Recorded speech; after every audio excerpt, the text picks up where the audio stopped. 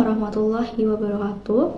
Kami dari kelompok 10 yang beranggotakan Aprianingsih dengan NIM 2200029210, Asyifa Triandini Setiaji dengan NIM 2200029211, dan Firda Mela Isnaini dengan NIM 2200029212. Kami akan menjelaskan tentang sumber dan pokok-pokok ajaran Islam.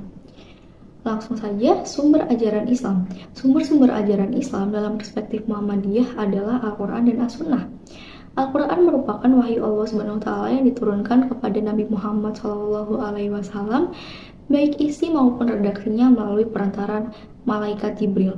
Sedangkan As-Sunnah merupakan semua ucapan, perbuatan, kata kerir, ketetapan, dan sifat-sifat Nabi Muhammad SAW. Warga Muhammadiyah menggunakan himpunan putusan tarjih dalam mengamalkan ajaran Islam. Himpunan putusan tarjih adalah sumber turunan sekaligus kompilasi pemahaman Al-Quran dan Sunnah terhadap berbagai persoalan agama yang bersifat mengikat secara ideologis maupun organisatoris dan menjadi dasar beramal warga Muhammadiyah. Lalu, hubungan As-Sunnah dengan Al-Quran. Hubungan As-Sunnah dengan Al-Quran ada 3. Yang pertama ada bayan tafsir, 2 bayan takriri, dan bayan taudih. Bayan tafsir merupakan sunnah yang menerangkan ayat-ayat yang umum, mujmal, dan mustarak. Misalnya hadis Shollu kama ra'aitumuni usolli adalah tafsir dari ayat aqimus sholah. Yang kedua ada bayan takriri. Bayan takriri merupakan sunnah yang berfungsi untuk memperkuat pernyataan Al-Quran. Misalnya hadis summu liru yayih, memperkukuh Quran surat Al-Baqarah ayat 185. Selanjutnya yang terakhir ada bayan taudih. Bayan taudih merupakan sunnah yang menerangkan maksud dan tujuan suatu ayat. Misalnya pernyataan Nabi, Allah tidak mewajibkan zakat melainkan supaya menjadi baik harta-hartamu yang sudah dizakati, adalah taudih terhadap Quran surat At-Taubah ayat 34. Yang selanjutnya ada pokok-pokok akidah dan ibadah. Yang pertama yaitu akidah, mengacu pada keyakinan dasar dalam agama. Pokok-pokok akidah terdiri dari tauhid, yaitu keyakinan akan keesaan Allah sebagai satu-satunya Tuhan. Lalu ada risalah, keyakinan akan para nabi sebagai pembawa ajaran Allah, termasuk Nabi Muhammad sebagai nabi terakhir. Yang ketiga ada hari kiamat, yaitu keyakinan akan adanya hari penghakiman di mana manusia akan dihisab atas perbuatan mereka. Selanjutnya ada malaikat, yaitu keyakinan akan keberadaan makhluk gaib yang mengemban tugas dari Allah. Dan yang terakhir ada kitab suci, yaitu keyakinan akan kitab-kitab suci sebagai petunjuk hidup seperti Al-Quran. Yang kedua yaitu pokok-pokok ibadah dalam Islam. Ibadah adalah praktik spiritual dalam mematuhi keyakinan tersebut. Pokok-pokok ibadah terdiri dari yang pertama yaitu sholat, aktivitas berdoa dan berkomunikasi langsung dengan Allah 5 kali sehari. Yang kedua yaitu puasa, menahan diri dari makan, minum, dan perilaku buruk selama bulan Ramadan. Yang ketiga ada zakat, yaitu memberikan sebagian harta kepada yang membutuhkan sebagai bentuk solidaritas sosial. Dan yang terakhir ada haji, yaitu melakukan perjalanan ke Mekah sekali seumur hidup jika mampu secara finansial dan fisik. Selanjutnya ada akhlak. Salah satu tujuan dari risalah Islam ialah penyempurnaan kemuliaan akhlak. Pengertian akhlak menurut bahasa berasal dari bahasa Arab yang artinya tabiat atau perangai. Sedangkan pengertian akhlak secara terminologi adalah akhlak adalah keadaan jiwa seseorang yang mendorongnya dalam melakukan perbuatan tanpa terlebih dahulu melalui pertimbangan dan pemikiran. Seseorang dapat dikatakan berakhlak saat timbul dengan sendirinya dorongan motivasi yang dilakukan tanpa banyak pertimbangan. Pemikiran juga pertimbangan yang sering diulang-ulang, sehingga terkesan sebagai keterpaksaan untuk berbuat. Pengertian akhlak berasal dari bahasa Arab, artinya tabiat, perangai, adat, kejadian, buatan, ciptaan. Adapun secara terminologis, para ulama telah banyak mendefinisikan pengertian akhlak.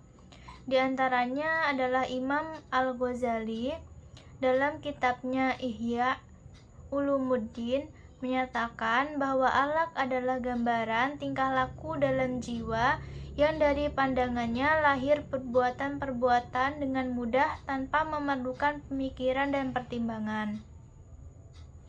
Akhlak tertanam dalam jiwa seseorang yang mendorongnya untuk melakukan perbuatan tanpa memerlukan pemikiran dan pertimbangan.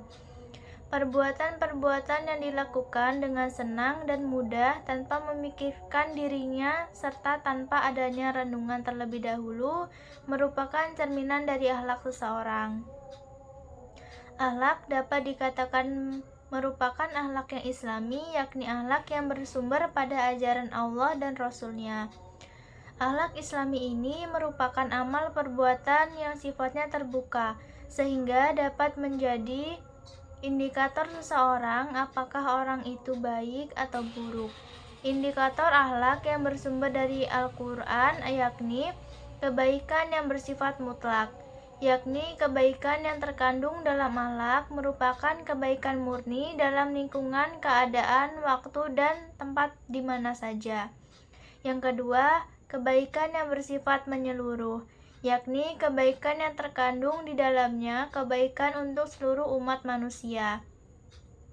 Yang ketiga, implementasi bersifat wajib, yakni merupakan hukum tingkah laku yang harus dilaksanakan sehingga ada sanksi dan hukum. Yang keempat, pengawasan bersifat menyeluruh, yakni melibatkan pengawasan Allah Subhanahu wa Ta'ala dan manusia lainnya karena sumbernya dari Allah.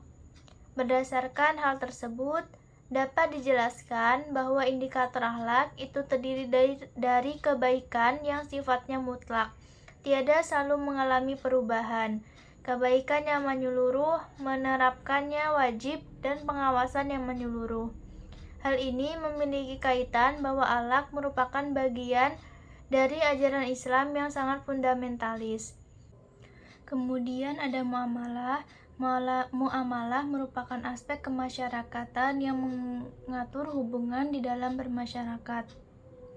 Muamalah Islam mengatur hubungan satu dengan lainnya dalam hal tukar-menukar harta, seperti jual beli, kerjasama dagang, simpan pinjam, sewa menyewa, penemuan, pengupahan, utang piutang, pajak, warisan, rampasan perang, hukum niaga, hukum negara, sosial, ekonomi, budaya, pendidikan, dan sistem rumah tangga atau keluarga, serta hubungan lainnya dengan masyarakat. Setiap yang berhubungan pada manusia dengan kehidupannya, urusan dunia antar sesama manusia dan antara manusia dengan alam sekitarnya, hal ini dengan terperinci telah ditetapkan dasar-dasarnya agar dijadikan petunjuk bagi manusia dalam bertukar manfaat antar mereka. 4 pokok ajaran Islam tersebut pada prinsipnya dapat dibagi menjadi 2 pokok ajaran, yakni sawabit dan mutakhayyirat. Pokok ajaran Islam yang bersifat tetap atau tasawbit artinya tidak pernah berubah, yakni tauhid, ibadah, dan akhlak.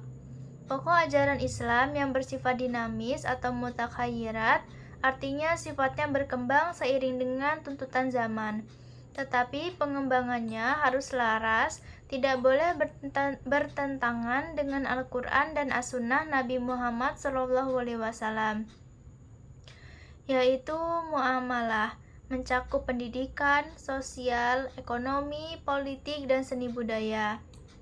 Al-Quran dan As-Sunnah adalah dasar ideal gerakan Muhammadiyah, sedangkan tauhid, ibadah, dan akhlak berperan sebagai kekuatan spirit gerakan Muhammadiyah.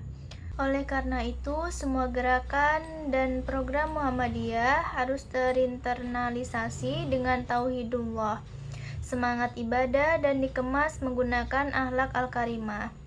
Intinya, ajaran Islam yang bersifat dinamis atau muamalah mencakup pendidikan, sosial, ekonomi, politik, dan budaya harus dilandasi dengan kekuatan spirit gerakan, yaitu tauhid, ibadah, dan akhlak. Kesimpulannya, antara yang statis dan yang dinamis tidak boleh dikotomikan, karena dalam perspektif Islam, pengembangan sains dan teknologi tidak bebas nilai. Pokok ajaran yang bersifat tetap harus menjadi kerangka dasar pengembangan pokok ajaran Islam yang bersifat dinamis. Demikian pemaparan materi kami mengenai pokok-pokok ajaran Islam. Kurang lebihnya mohon maaf. Kami akhiri. Wassalamualaikum warahmatullahi wabarakatuh.